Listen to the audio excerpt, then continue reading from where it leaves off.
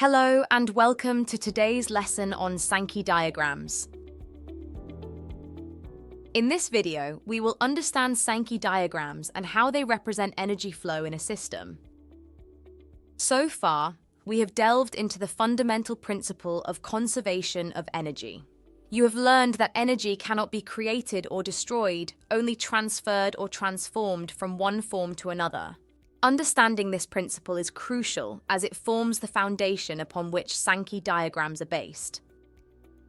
Let's start by understanding what Sankey diagrams are. Sankey diagrams are visual representations that depict energy flow in a system. To visualize this, imagine a main river that branches into different smaller streams. Each stream represents a different part of the system where water flows. Similarly, in a Sankey diagram, the arrows represent these streams branching off from our main energy source, showing how energy moves between different parts of a system. The arrow pointing to the right typically represents useful energy, while the arrows pointing down illustrate wasted energy. Like wider streams have more water, wider arrows represent a greater amount of energy.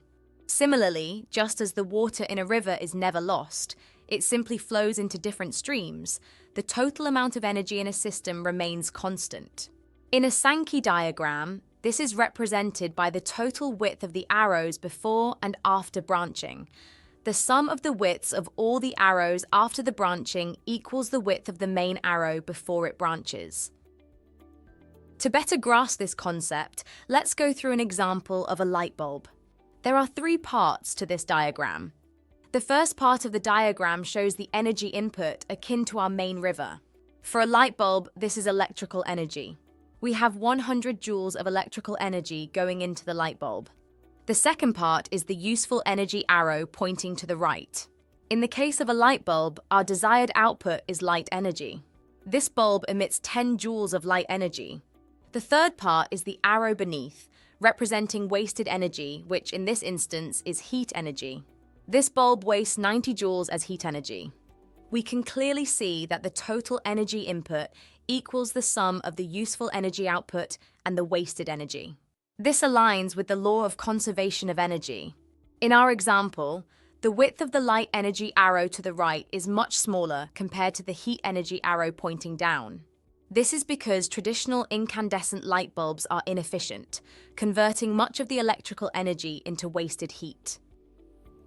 Sankey diagrams serve several important purposes. They help us easily visualize how energy moves within a system, providing a clear picture of where energy is used effectively and where it is wasted. This is very useful for comparing different systems. For example, suppose we want to decide between a filament lamp and an LED lamp, and we have the following Sankey diagrams. We can clearly see that the filament lamp has a much wider wasted energy arrow, meaning a larger proportion of the supplied energy is lost. The filament lamp wastes 90 J as heat energy compared to only 25 J with the LED. Consequently, you'd likely choose the LED lamp as it appears to be much more efficient. In today's lesson, we delved into Sankey diagrams as part of our study on energy transfer diagrams within the broader topic of energy.